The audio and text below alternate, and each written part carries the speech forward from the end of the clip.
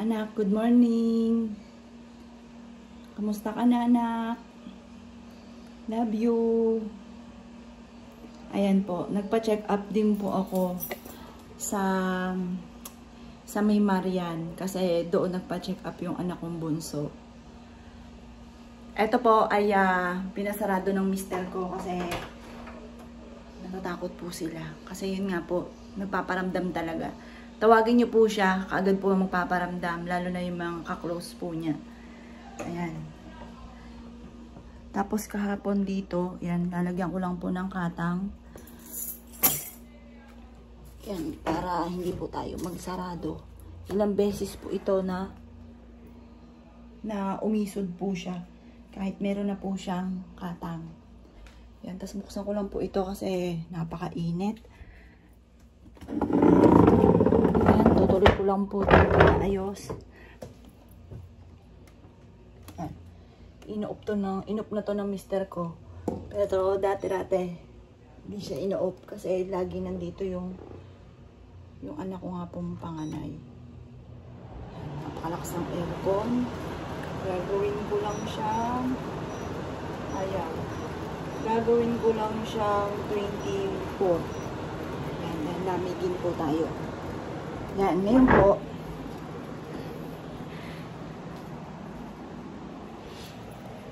habang kasi papunta dito yung boyfriend ng anak ko, si Oli. Habang wala pa siya, magbibideo na ako kasi dito siya mamaya mag-i-stay. Ayan.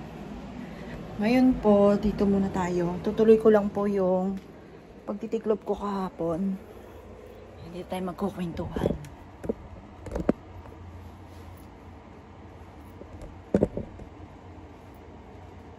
Ayan, teka lang po. Yan. Hindi ko siya ino-off para dire-diretso rin po yung pag-e-edit. Tapos, ayun nga po, para natural talaga.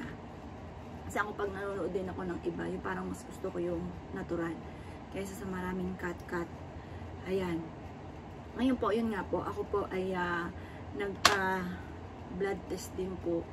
Tapos, ang pinaka-normal ay 90 to 105. Yan. Ang akin po ay 210. Kumbaga mataas na rin po yung sugar ko. Kaya sabi dito ng mga nanay, kasi yung mga nanay ko po may diabetes, 35 years old pa lang po siya. Pero ano po siya, kasi ngayon 70 years old na yung nanay. Yun po, talagang alaga lang talaga sa check-up at saka sa gamot. Tapos, yun nga po, pati mga tiyahin ko, mga pinsan namin, may mga diabetes. Tapos, ang diabetes daw po ay parang, pag once na meron kang ganyan, magkakatropa daw po yan, yung cholesterol, yan, high blood, yan. Tapos, yung mga pinakamalupit, kapag napabayaan na nga daw po, ay, yun nga po, yung mga komplikasyon na, yung sa kidney, tapos, yun nga po yung sa puso, yung mga ganun. Kaya kapag meron kayong mga kahit sipon po yan na nararamdaman ninyo, magpa-check up na po kayo. Yan, ganun pala silang katitindi. Pero mas tumitindi daw po yan, kagaya po ng sinabi po ni Dr. Willie Ong, mas tumitindi kapag nai-stress ang tao. Na tingin ko, totoo po yun, na sa stress din po yan. Na-stress siya sa ibang tao. Kagaya po nung anak ko nga pong bunso, kagaya nang na-share ko nga po sa inyo, na ikwento ko nga po, na yung aking bunso ay ano po siya, hindi na siya makalakad ng umaga dahil nung gabi gumawa ng eksena yung aking anak na panganay na parang gusto nang umalis dito sa bahay namin kasi gustuhin namin yung kanyang ex, na ako nagpumilit na anak, napakarami dyan, hindi lang yan ang magkakagusto sa'yo, pinagdasal ko pa po yan sa Malaber ng Manawag, kaya ako rin po yung mga nag-push na iba na lang. Baga, pagdating sa iba, hindi ako tututol basta't nakita ko na maayos. Nagwawala siya, alam niya mga kabataan ngayon. Pero pinagdaanan ko rin po yan dati. Pero mister ko, yun po, mabait po yung mister ko. Kumbaga, hindi ko rin naman pinagsisihan kasi mabait yung mister ko, hindi po siya nananakit. Bagamat nag-aaway, pero walang sakitan na nagaganap. Ako pa yung magbabato sa kanya. Kaya dati-rate, ang aming mga plato ay naging plastic na lamang kasi binabato ko, nabasag na yung mga babasagin. Yun, ganun po. May pag-uugali rin talaga ako, mga bossing. Siyempre, wala naman taong talagang sobrang bait. Yan. Itong anak ko, mabait po yan, pero pasaway pagdating sa usapin ng love life. Yan. Sa love life talaga siya sablay. Wala naman taong perpekto. Ayun nga po, na-stress kasi nung gabi, gustong umalis ng mister ko. Eh ngayon, sabi ko, pag umalis yan, sigurado mag-aasawa na yan. Ngayon, sabi ko sa anak ko, may hawak po siya na matilos na bagay. Pag daw hindi siya pinakawalan, hindi siya pinaalis, siya daw po ay sasaktan ng sarili. Ang sagot ko, saktan mo na lang ako na lang ang saktan mo. Basta hindi ka pwedeng umalis. Sasaktan mo muna ako, anong mangyari sa akin, basta hindi ka aalis dito. Kumbaga, anuhin mo na ako kung gustong-gusto mo talaga ako. Hindi naman puro niya ginawa. Tapos yung anak kong bunso, iyak po siya ng iyak, niyayapos niya po yung ate niya. Sabi, ate, huwag mo kami iwan, iyak siya ng iyak. Tapos, nung kinabukasan na ng umaga, ayun po, hindi na makalakad yung anak ko. Kaya, alam ko talaga, sa stress po siya. Sa stress. At itong mga nakalipas na araw, hindi ko alam kung anong pina-stress ng aking anak. Kung ito ay sa pag-aaral. Sabi ko mga po sa kanya, anak, huwag mo stressin ang sarili mo sa pag-aaral. Kasi wala naman sa ganyan yan. Wala yan sa mga, para sa akin, wala sa natapos. Marami nga dyan ang yayaman eh. Yung mga kilalang mga mayayaman na hindi nakapagtapos, pero mayayaman. At sila po'y masipag, madiskarte. Kumbaga, yun ang aking ano sa kanya. Huwag mo stressin sa sarili mo. Yung pala sa ibang bagay siya na-stress na hindi ko nalalaman. Kaya parang pinagsakluban ako ng langit nung nalaman ko na sobrang paghihirap ang pinagdaanan niya sa ibang tao. Ayan, tapos bagamat wala na po sila ng parang 4 months, pero bumabalik-balik pa rin po yung tao. Kaya parang feeling ko may kaugnayan pa rin to kung kaya dahil siya ay na-stress, dahil parang sila lang nakakaalam po nito. Pero ano man, tapos na po ang lahat. Wala na akong magagawa dahil ayan na, mas masyadong nag-trigger na yung kanyang karamdaman dahil yun nga po sa nadagdagan pa ng stress. Yan. Kaya sabi ng mister ko ngayon, nag-aalala sa akin, huwag daw akong masyadong stress, huwag ko masyadong isipin ang aking anak. Tapos may mga nagsasabi sa akin, alam mo sis, nagre-repost daw po ng aking pong video, parang respeto na lang sa taong namatayan. Pag namatayan kayo at naranasan nyo rin po ito, mararamdaman nyo kung ano yung nararamdaman ng taong namatayan. Ayan, kumbaga, respeto na lang. Pero kung wala kayong respeto, tuloy nyo lang po yan. Hayaan nyo, pinapasikat nyo rin po ako. Kumbaga, inaano nyo rin po. Pero, masakit po yun bilang sa taong namatayan. Ganon din po sa mga basher, sa mga kung ano. Kumbaga, hindi talaga, ang isang vlogger, kumbaga, huwag kang masyadong magbasa ng mga, kasi kanya-kanya opinion yan. May opinion na maganda, may opinion na pangit. Pero para sa akin, mas okay din na may basher. Kasi parang, kung lahat naman po yung magaganda, parang siguro yung iba, parang plastika na parang hindi sinasabi yung totoong nararamdaman. Ganon. Para sa akin, okay lang din kung may basher po kayo. Ngayon, kanya-kanya kasing opinion po yan. Yan. Pero para sa akin, lalo na sa taong namatayan na napakasakit sa kalooban bilang isang ina, tapos magsasabi ng mga masakit or kaya yung mga taong natatamaan o sinabi ko sa video na sino man na nagpasakit sa aking anak ay mamatay na rin kayo, yung ganon. Ngayon, kung sino man yung nagmamalinis, konsensya nyo na po yun, alam naman ng itaas kung ano yung mga naganap at marami rin akong pruweba. At saka pwede rin ako na bumalik sa barangay, kagaya ng ginawa namin, ilang beses namin ginawa, na gustong-gusto na naming ipakulong. Yung ganon, pwede rin kong gawin po yun. Ngayon, kumbaga, yung mga nagmamalinis, kung ano mga pangit na sinasabi, bahala na po ang itaas sa inyo. Kumbaga, kayo rin na magdadala po niyan. Basta pag kayo namatayan, mararamdaman nyo kung anong nararamdaman ko. Ayan. Tapos, sabi nga ng mister ko, kumbaga, huwag daw ako masyadong paka-stress. Alam ko, lilipas din. Kasi nandyan naman yung anak kong bunso. Meron pa, nandyan yung mister ko, nandyan yung anak kong bunso. Nandyan yung pamilya ko din na nag-concern po sa amin. Alam ko, lilipas din to. Kasi ako yung tipo ng tao, pag halimbawa, nagagalit ako, meron akong nasita na mali. Ngayon, daldal ako ng daldal. Pero pagka lumipas din, titigil din po. Ganun din. Ako ngayon tipo ng tao na walang kakwenta-kwentang magalit. Para ko si Raulo. Ngayon galta-galta ko, maya-maya lilipas na, babatiin na kita or kaya po pabawi, manilibre ako o bibigyan kita ng ganito. yung mga ganon. Kaya kilala na ako nandito, yung mga dito sa paligid namin. Ako yung tipong taong ganon. Kaya minsan naiinis ang mister ko. Sabihin sa akin, nakukuha mo pang makipagkwentuhan doon, nakukuha mo pang papuntahin dito, bagamat matindi na yung mga ginawa sa atin. Ang kawikaan ko naman, siya rin naman na magdadala nun. Kung ano man yung mga ginawa niyong kalukuhan o kung ano man yung kawalang niya na ginawa niya, siya rin na magdadala nun. Kasi naniniwala rin ako talaga na dun sa karma. Yan, bagamat ikaw yung gumawa ng kawalang niyaan, yan. Ngayon, etong sa ano namin, sa pangyayari sa amin, nasa lahi po talaga namin. Wala itong, kumbaga sinasabing kulam, ginamitan ng kaliwa, na yun nga po, yung maaaring kinarma, mga ganon. Bakit yung mga may diabetes, may lahat ba ng may diabetes, lahat ba na may karamdaman, kinakarma? Hindi po yan, wala po yung ganyan. Yan po ay nasa lahi or kinakain. Pero ako, aminado ako, matigas ang ulo ko, malakas po kaming kumain. Totoo po yan. Yung anak kong panganay, malakas kaming dalawa, talagang malakas kaming kumain. Mapamatamis, lahat ko ano yung masarap. Tapos mahilig pa po kami sa mga eat all you can, yung mga ganon. Tapos additional pa, bukod sa pagkain, may lahi nga po kaming may diabetes. Yan, yung nga po nanay ko, yung iba nga po mga tiyahin ko, doon na, halimbawa, doon na pumanaw, yung mga ganon. Lahat ng mga pinsan ko, sa side ng mga nanay, sa side din ng mister ko, yung nanay niya may diabetes. Kumbaga, nasa lahi talaga, kaya yung iba nag-iingat. Kaya lang sa amin mga bossing, dahil mahilig talagang kumain, maging sa matatamis, at isa rin ako sa matigas ang ulo po dyan, ay yun nga po, nasa lahi namin. Kaya pag may nagsabi sa akin, Miss Apple, magpatingin ka kay ano kasi biglaan, bakit gano'n? Kasi po, bakit yung sa anak kong bunso? Ang nangyari lang, dumaing kasi yung anak kong bunso. Pero sabi ng doktor, isang araw lang daw po ang hindi namin pagdala sa aking anak na bunso. 50-50 na rin po, ICU na ang bagsak po niya. Butin na agapan. Pero nung panahon na yon, nagmamadali na po ang nurse kasi nag 525 po ang sugar ng aking anak na bunso. Tapos napakababa ng kanyang potassium. Yun po yun. Kaya, kumbaga, parang hindi sa ano, kasi may findings ang doktor. Kasi alam ko sa mga yung nagamitan ng mga kaliwa, yung mga ganon, ay yung walang makita ba yung doktor?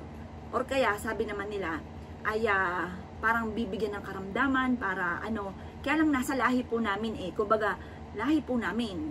Kumbaga kung kami lang, mag-iisip ako, bakit kami lang? Wala naman kaming lahi ng ganito, wala kami. Kung gano'n ang pangyayari, kaso nga lang po, nasa lahi po namin. Pero isa ako sa mahilig dyan. Kaya lang po medyo bumagsak po sa akin. Kaya parang ngayon papahinga po muna ako kasi halos dito sa mga rekomenda ay wala silang sinabing ganun. Parang ang sabi pa nga po nila, kung ikaw ay naging successful ngayon, pagdating sa mga anak mo, sa panganay mo, kahit anong ibenta niyan, magaling magbenta yan. Pero alam ko, magaling talaga magbenta ang anak ko. Magaling po talaga yan. Ako nga po ay nagsimula lang sa 5,000 pesos na inutang ko pa sa aking anak na panahon na yon wala siyang jowa noong panahon na yon. 5 years ago, wala siyang jowa.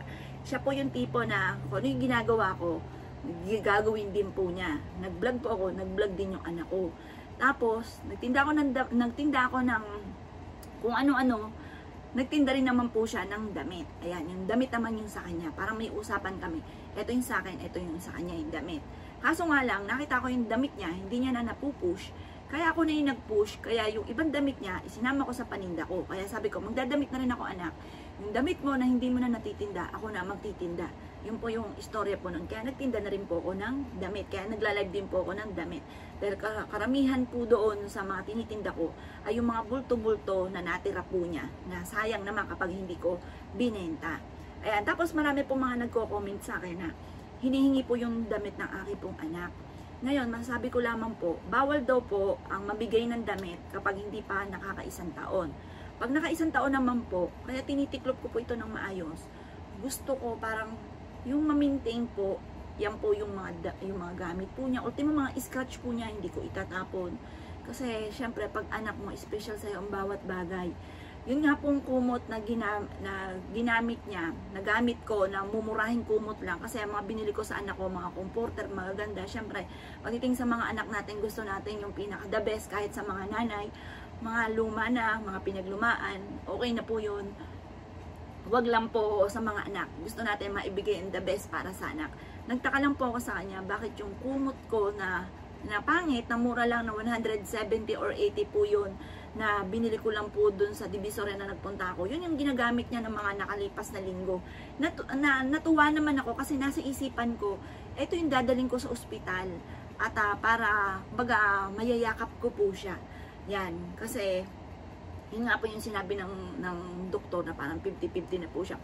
Tapos ng unang araw na nagpakita po siya sa akin, parang alam ko na yung kahahantungan, pero hindi kami sumuko, ginawa po pa rin namin ang lahat. Kaya malaki rin po yung naging bill po, kasi kahit sabihin na parang alanganin na, kagaya po na halimbawa, yung sinitiskan po siya, pagbalik po niya, hindi na po talaga siya nahinga, kasi sabi nga po, oxygen na lang daw po yung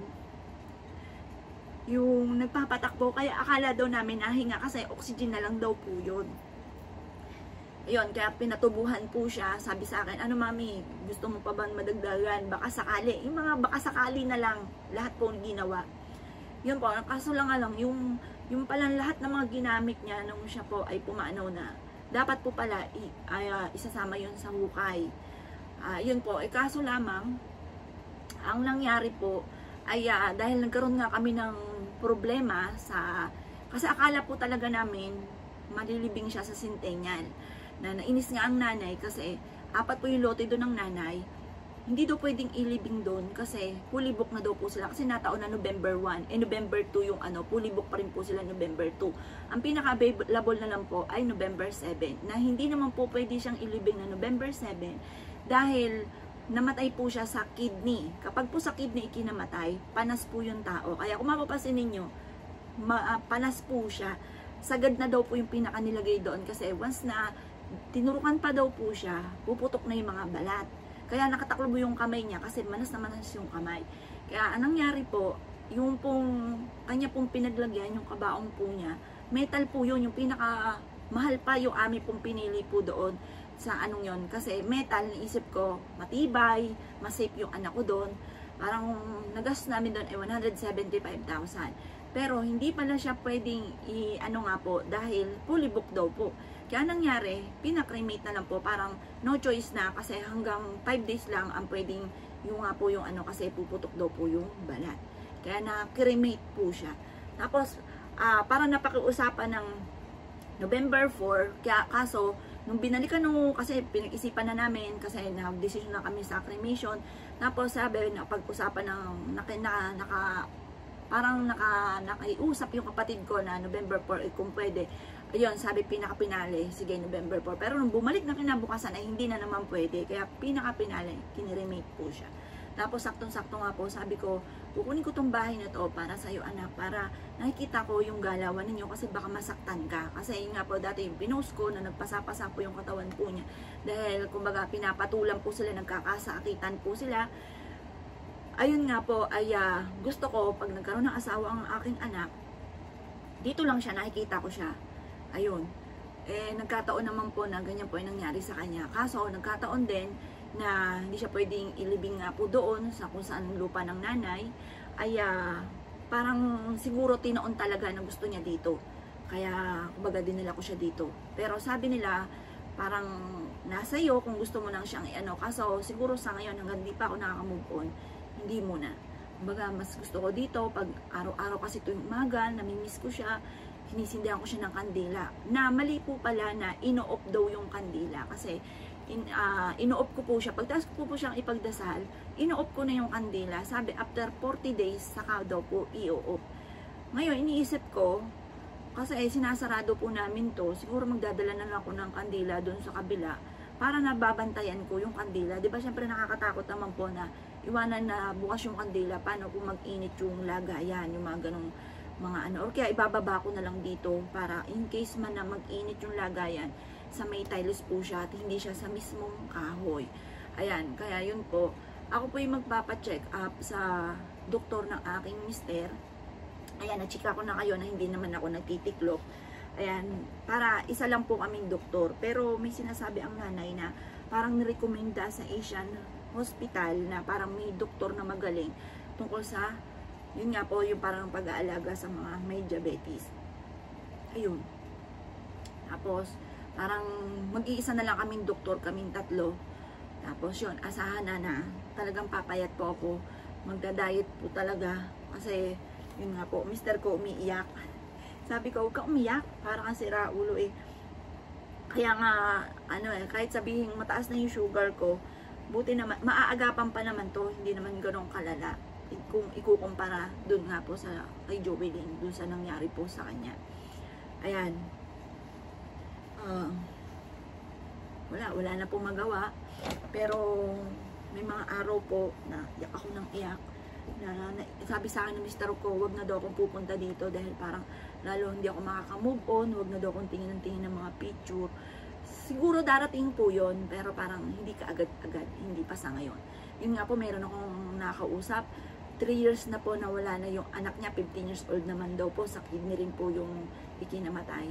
Ay hanggang sa ngayon daw po, siya daw po ay naiiyak. Ayan. Pero syempre, kailangan kasi nandiyan yung anak kong bunso, kawawa naman. Pero minsan parang gusto kong bumigay, gusto kong humiga, gusto kong nakaganyan lang ako. Parang gusto kong bumigay ko ano man po yung nararamdaman ko, parang pinanghihinaan po ako. Ayan. Na naiiyak yung mister ko, wag daw kasi nandun pa daw po sila. Ayan. Kaya kailangan maging matatag. Kaya nababanggit ko lagi sa video, lahat po tayo may iba't ibang pagsubok, iba't ibang istorya lang po tayo ng buhay. Alam ko, kaya ko po ito, malalampasan ko po ito. Kaya din po nyo yan, malalampasan po ninyo po yan, kung ano man ang mga pagsubok.